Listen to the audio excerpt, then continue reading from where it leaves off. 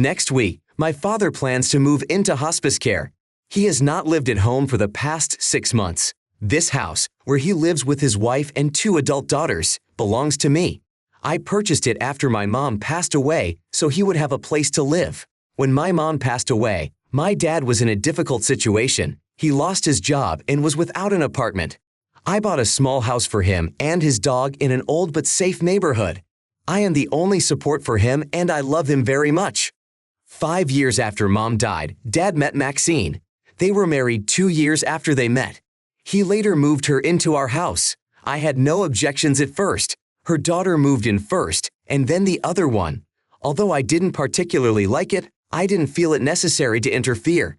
Initially, things were going well. Soon, however, one of the girls declared that she was afraid of my father's dog. She asked her mother to convince her dad to give up Donnie. My father was unwilling to do so. Donnie was also my mom's dog. He was an old Jack Russell Terrier, little intimidating, looking like a dog-shaped rug. I took Donnie in with me. This decision infuriated Maxine and her children. They saw it as a workaround to the problem. Whenever I came to visit, I took Donnie with me. Each time this caused a big scene. The dog had fun playing in the grass and barking at the squirrels. When I broke the news that my father would soon be moving into hospice care, I went to talk to Maxine and her daughters. I brought Donnie along so he could say goodbye to his father. Maxine's daughter expressed relief that she would never see Donnie in her home again. I planned to tell her that she could live in the house as long as she paid property taxes, maintenance, and utilities. She brought happiness to my father, and I tried to be civil. I had my attorney prepare an agreement that clarified these terms. However, her child's behavior irritated me. I ignored it, but gave Maxine an ultimatum after my father died. She had 3 months for her daughter to sign a lease and start paying reasonable rent or leave the house. Maxine argued that the house would belong to her after my father's death since they were married. I had the pleasure of reminding her that the house belonged to me since I had purchased it and paid for it in full.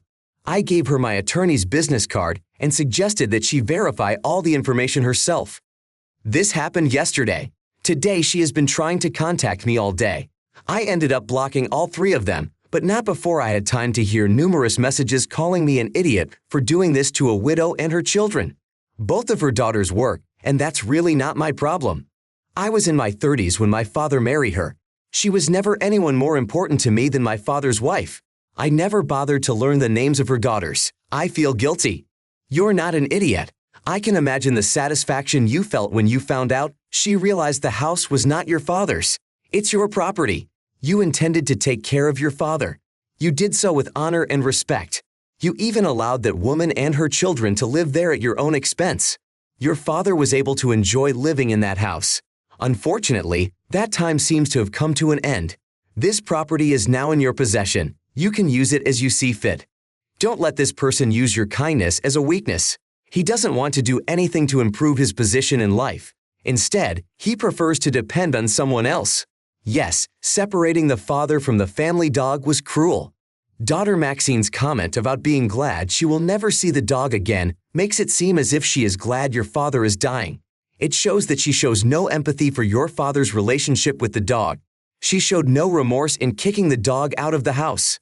It would help if you looked into the eviction laws in your state to make sure you provided proper notice. My fear is that they will try to stay in the house illegally or may destroy it. You have given Maxine and her daughters more than enough notice, which is fair. You owe Maxine nothing in essence. There comes a turning point in everyone's life. You've reached yours. You owe these people nothing. They clearly didn't build a relationship with you. They put their own interests ahead of your father's. I hope you talk to a lawyer about evicting them as soon as possible. Next story. Our daughter in kindergarten has a birthday party at the end of the month. Due to an upcoming trip, we decided to organize a party last Saturday. After we got home, we helped our daughter unwrap her presents. She left unopened those gifts that turned out to be jewelry or clothes, as she prefers toys. These gifts my husband and I opened without her. Most of them were from relatives. Jewelry gifts were dominated by necklaces and bracelets. The exception were earrings from my father and his wife. Our daughter does not have pierced ears. We did not get piercings immediately after her birth and have no plans to do so yet. We want her to decide for herself if she wants to get her ears pierced. She has never shown any interest in it. My husband and I know that we don't usually let people know if we change things they've given us as gifts, but that's not how it worked out this time. My stepmother has insisted on piercing my daughter's ears since she was born. She claims that if we don't do it, people won't know we have a girl, and then that my daughter will be the envy of her friends. My stepmother regularly brings this up every time we meet. My father doesn't usually comment on it, but sometimes supports her. My stepmother has never commented on my older son's looks, which makes me think her opinion is based on bias. When my father called the day after the party to ask our opinion about the earrings, I said they were beautiful. Then my stepmother joined the conversation and asked if we had given our daughter a piercing. I tried to avoid a direct answer, but when my stepmother asked the question again, I honestly said no. I then visited the store's website to find a necklace we could exchange the earrings for. Although there was a price difference, I was willing to cover it myself. They were obviously not happy with my decision. My stepmother even cried. My father expressed his displeasure that I wanted to exchange a carefully selected gift purchased for his granddaughter. He thought it was wrong to reject my stepmother's opinion. In response, I expressed my disapproval of her insistence and asked her to stop obsessing over my daughter's ears.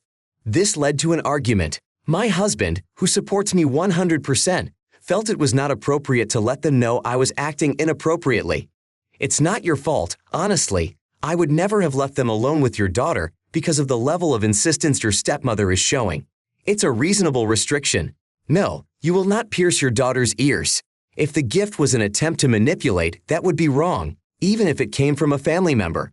Your husband may not be aware of all the nuances here. This is a situation where they should have been told that the gift was inappropriate. They need to realize that this is not their child and they can't make parenting decisions. Get your stepmom something she can't use, like a diving mask, assuming she needs to go scuba diving. All future gifts can be things she won't be able to use. When she asks why, you can say it was a thoughtful gift and you decided she needed to take up a new hobby. This is similar to giving a gift of earrings with piercings to someone who doesn't have piercings. You weren't being rude, you refused to be rude. They tried to push their way into your life like pushy salesmen who won't take no for an answer. You just removed the obstacle to close the door. Now I want to tell a different story. My wife Kate, who's 27, and I, who's 29, traditionally organize an Oscar party at home. It's been our tradition since we moved to live together 5 years ago. Every year we carefully choose our outfits, place our bets on the winners, and treat ourselves to popcorn. Our friends look forward to the event. Among the guests is always Rick, my friend from college who is 28 years old. On the eve of last year's party, my father-in-law gave Kate a bottle of Mullen's whiskey valued at $175. That year, Kate had just given birth to our firstborn son and was still breastfeeding, so she decided to hold off on the whiskey tasting. During the party, Rick, while looking for extra drinks in our wine cabinet, accidentally broke a bottle. He apologized as soon as he sobered up. Although I was angry, the whiskey was a gift to Kate and she forgave him. I decided to let the situation go after a couple weeks. After a while, we asked Rick how he was going to make amends. His response that he had no plans to do so shocked us. Rick was having financial difficulties and was barely making ends meet on his rent. He explained that knowing his financial situation, we shouldn't have expected him to compensate us for the whiskey. I reminded Rick that Oscar's annual party was a few months away and he could start saving up for a new bottle. I warned him that he wouldn't be welcome at the party without it. Over the course of the year, I asked him several times about saving, and he always claimed he was close to his goal. However, the week before the event, Rick admitted that he had not saved any money. Following through on my promise, I did not invite him to the party. This displeased his girlfriend and other friends who thought our behavior was unreasonable and too strict. Although Kate supported me, she expressed concern that we had been too harsh. Guilt began to overpower me as the date of the party approached. Edited. At the party, Rick appeared to be the only one who was intoxicated. Many of us didn't drink alcohol at all. We carefully chose our drinks and placed them on the kitchen counter. Rick, without asking permission, went to the cabinet. He started looking for alcohol. He was the only one who did. You're not an idiot. Rick damaged the gift the father had given his daughter and subsequently lied about replacing it. Still, considering you've known him for a long time and he's always been a good friend, you could forgive his act. After all, Friendship can be more valuable than an unintentionally broken thing. I, however, disagree. Rick damaged an item at your house, and in her opinion, he should not be allowed back in until he fixes the situation. He should either replace the damaged item or compensate you for the cost. It doesn't matter if it was a bottle of liquor or something else, and it doesn't matter if Rick was drunk when it happened. This is a fundamental element of etiquette for guests. If something is broken in someone's home by accident, on purpose, or for any other reason, it should be fixed. Rick, taking advantage of his host hospitality, got drunk, then ignored the drinks intended for guests and went to the liquor cabinet for additional alcohol. This is an act that, in my opinion, really puts Rick in an unfortunate position. My next story. My brother-in-law's sister's husband is convinced that happiness is impossible without a relationship. I've never emphasized looking for a partner. If everything works out, great. If not, so be it. Everything in my life suits me. I'm 28 years old. I am a successful owner of a marketing agency. I have a house, a car. I once made the mistake of letting him introduce me to his friends. Men are usually attractive, but that's all they have. My son-in-law doesn't seem to realize that being attractive and wealthy is not the point. The last time I upset him was when he introduced me to Carlos. Carlos is tall, educated, with his own business. However, he is passionate about science, Star Wars, and video games.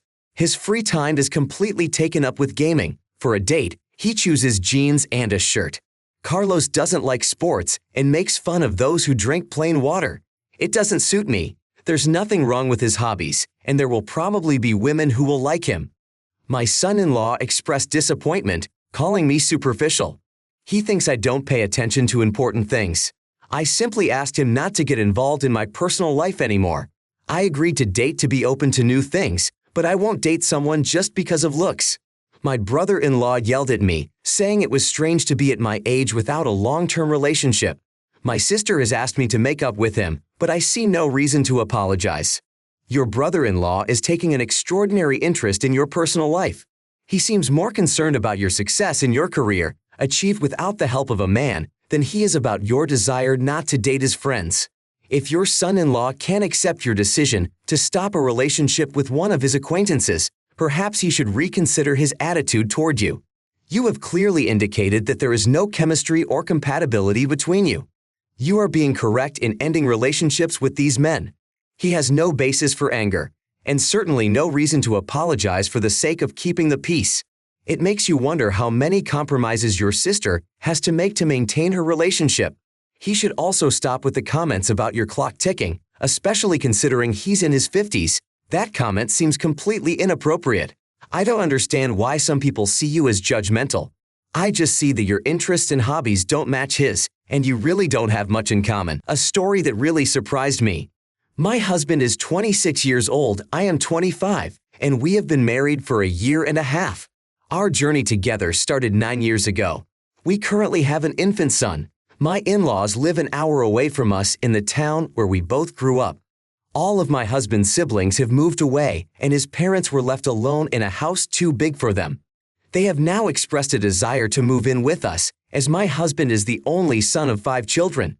It is customary in our culture for parents to live with their son's family. My husband supports this tradition and has already discussed this with me.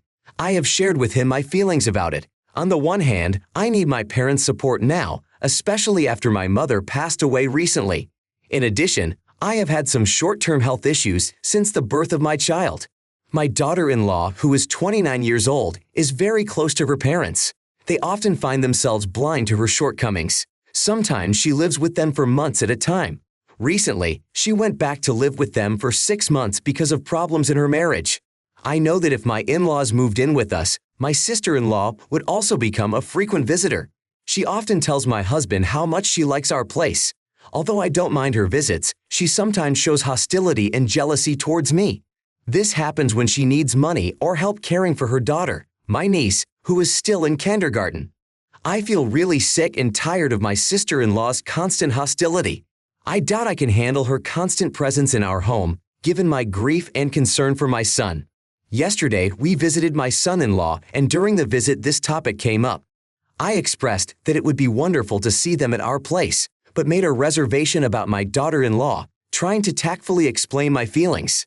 My husband's in-laws did not hide their disappointment.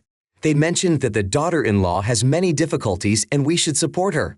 I asked if they would be willing to live with us if the daughter-in-law could not stay for an extended period of time. They answered in the affirmative, but commented that they would prefer another option if it didn't violate the arrangement. During this time, my husband remained silent and the other relatives behaved rather coldly. Upon returning home, my husband expressed his disappointment. He said he didn't want to pick a fight in front of his parents, but we could settle the issue with his sister later. He asked how important it was, to which I replied in the affirmative. Since then, he has seemed a bit distant and I don't know how to deal with it. My sister-in-law has also contacted me, insulting me and expressing joy that her parents won't be living with such a self-righteous witch. My opinion of her has not changed, but seeing how offended my husband and his parents are, I wonder if I should have agreed for the sake of keeping the peace. Dear Lord, you are not wrong. What is wrong is who you married and made a commitment that is for him, not his parents or his older sister. She is perfectly capable of taking care of herself. Was this discussed and agreed upon between you when you made your marriage vows? Did you decide together that you would take in his parents, adult siblings? Your husband apparently hoped you would agree with his plans. But what exactly caused his displeasure? The fact that you made it clear you didn't want his sister. It's better to set those rules from the beginning, as you did. That is totally unacceptable and extremely disrespectful of your husband, considering you recently lost your own mother. His sister sounds like a real nightmare and I fully support you. It's your home and your family who should respect you in your own home. Why should a 29-year-old grown woman think you are obligated to shelter her and her children? No, thank you. This is a battle worth fighting. I would take her lovely messages to your husband and her parents to explain why you don't want her living with you.